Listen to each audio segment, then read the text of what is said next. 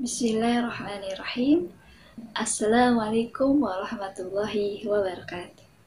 Alhamdulillahirrabbilalamin wa bihi nasta'in wa ala umutun yawaddin wassalatu wassalamu ala asrofil anbiya'i wal mursalin wa ala alihi wa sahbihi ajma'in amma ba'du. Marilah kita panjatkan puja dan puji syukur kita atas kehadirat Allah Subhanahu wa taala yang telah memberikan kita nikmat Islam, nikmat sehat. Dan tak lupa kita sertakan sholawat dan salam kepada Nabi kita, Nabi besar kita, Nabi Muhammad SAW. Allahumma sholli ala Sayyidina Muhammad wa ala ali Sayyidina Muhammad. Yang saya hormati Ketua Mudir kita, Ustadz Ahmad Rofi Syamsuri, dan teman-teman yang saya cintai karena Allah Subhanahu wa Ta'ala. Alhamdulillah, pada kesempatan kali ini saya akan berpidato tentang pengorbanan Rasulullah SAW yang mengharukan. Saudara-saudaraku, kati tanggal 12 Rabiul Awal yang diyakini sebagai hari kelahiran Rasulullah SAW atau Maulid Nabi Muhammad SAW. Kita perlu putar kembali ya teman-teman kepada besarnya kasih sayang dan pengorbanan Nabi Muhammad SAW yang difirmankan oleh Allah Ta'ala. Laqad ja'akum rasulun min anfusikum azizun 'alaihi ma 'anittum harisun 'alaikum bil mu'minina raufur rahim. Sungguh telah datang kepadamu kepada seorang rasul dari kaummu sendiri. Berat terasa olehnya penderitaanmu, sangat menginginkan keimanan dan keselamatan bagimu. Amat balas kasih lagi penyayang terhadap orang-orang mukmin. Quran Surat At-Taubah ayat 128. Di antara tanda kasih sayang dan pengorbanan Rasulullah SAW ada 3 hal berikut teman-teman. Yang pertama, Rasulullah senantiasa menginginkan keselamatan dan kebaikan bagi umatnya. Meskipun pada saat itu mereka telah menentang dakwah Rasulullah SAW, bahkan memusuhi dan menyakiti hati sang Nabi Muhammad SAW. Rasulullah SAW tidak ingin umatnya diazab Allah, meskipun malaikat telah datang menawarkan bantuan, seakan malaikat itu sudah tidak sabar dengan penderitaan Nabi Muhammad SAW akibat permusuhan kaum atau kabilah tertentu. Hari itu Rasulullah SAW berdarah-darah, kakinya terluka teman-teman, dilemparin batu oleh penduduk Taif. Bukannya menerima dakwah Rasulullah, mereka justru mengusir Rasulullah SAW dengan cacian dan batu. Betapa sedihnya hati Rasulullah SAW saat itu. Kesedihannya bukan karena merasakan sakitnya darah mengalir, tapi karena umatnya belum mendapat hidayah.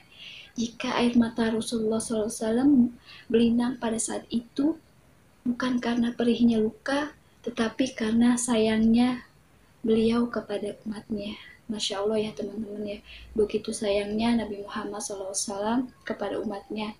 Semoga kita bisa meneladani beliau ya teman-teman ya. Amin. Keinginan Rasulullah SAW agar umatnya berada dalam keselamatan dan kebaikan serta terhindar dari azab diijabahi oleh Allah. Dengan ketentuannya, Dia mengistimewakan umat Nabi Muhammad SAW dengan tidak menurunkan azab kepada mereka. Tidak seperti kaum terdahulu di saat mereka ingkar kepada ajaran Nabi, mereka dihukum dengan azab yang menghancurkan dan menghabisi riwayat kaum tersebut. Yang kedua teman-teman, memberi syafaat bagi umatnya. Inilah kasih sayang dan pengorbanan Nabi Muhammad SAW yang tidak miliki oleh para nabi sebelumnya. Yakini syafaat untuk umat. Sebenarnya setiap nabi diberikan doa mustajab oleh Allah. Namun nabi-nabi sebelumnya telah menggunakan doa tersebut sebagaimana sebagiannya sebagai senjata pamungkas untuk menghancurkan orang-orang kafir dengan azab Allah. Adapun Nabi Muhammad SAW, beliau menyimpan doa tersebut sebagai syafaat bagi umatnya di hari hisab. Subhanallah ya teman-teman ya, Rasulullah SAW bersabar dengan kesabarannya yang sempurna, bahkan tidak dimiliki oleh Nabi sebelumnya, untuk tidak menggunakan doa pamungkas itu kecuali di akhirat nanti sebagai syafaat bagi umatnya. Dalam hadis lain yang sangat banyak dikisahkan bahwa nanti di hari kiamat manusia ingin memperoleh syafaat, mereka datang meminta syafaatnya kepada Nabi Adam, Nabi Ibrahim, Nabi Nuh, Nabi Musa, dan Nabi Isa. Tetapi semuanya malu meminta syafaat kepada Allah. Maka mereka pun mendatangi Rasulullah SAW dan beliau pun meminta syafaat kepada Allah Subhanahu wa Ta'ala. Masya Allah ya teman-teman ya. Yang ketiga, meringankan sakaratul maut umatnya. Kasih sayang dan pengorbanan Nabi Muhammad SAW yang tidak kalah besarnya terjadi pada akhir hayat beliau. Saat itu malaikat maut ditemani Jibril datang kepada beliau mengabarkan hendak mencabut nyawa beliau. Malaikat maut datang menghampiri lalu mengajak Jibril setelah Rasulullah menanyakan. Di saat seperti itu Rasulullah tetap memikirkan umatnya teman-teman. Beliau tidak puas dengan jawaban Jibril. Untuk beliau saja, engkau tidak senang mendengar kabar ini wahai kekasih Allah? Tanya Jibril. Wahai Jibril, bagaimana dengan nasib umatku kelak? Jangan khawatir wahai Rasulullah. Aku pernah mendengar Allah berfirman kepadaku, kuharamkan surga bagi siapa saja kecuali umat Nabi Muhammad SAW telah berada di dalamnya, kata Jibril. Setelah itu, sesuai perintah Allah, malaikat maut perlahan-lahan mencabut roh Rasulullah SAW. Fatimah dan Ali yang duduk di dekat Nabi tak kuasa menahan air mata. Bahkan Jibril juga tak tega. Namun Rasulullah justru meminta agar beliau menanggung sakaratul maut umatnya. Ya Allah, dasarnya niat sakaratul maut. Biarlah aku menanggung sakaratul maut ini. Jangan beratkan sakaratul maut ini kepada umatku, pinta Rasulullah setelah berwasiat, umati. Beliau mengembuskan nafas yang terakhir. Masya Allah ya teman-teman ya. Nabi aja pada saat sakaratul maut masih mengingat umatnya ya teman-teman. Begitu sayangnya Nabi Muhammad SAW kepada umat ya teman-teman. Sang Nabi terakhir yang sangat mencintai umatnya itu pun menghadap Allah untuk selamanya. Fatimah dan Ali tak kuasa menahan duka dan kesedihan.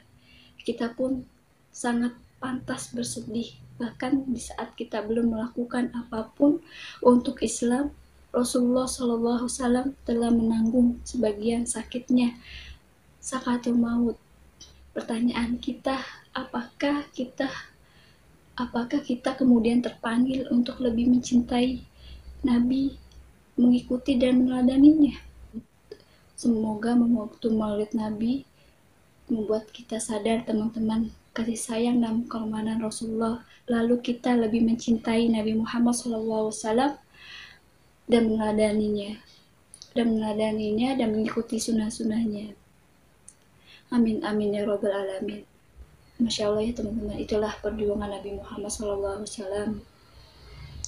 Dan masih banyak lagi perjuangan Nabi Muhammad SAW yang lainnya.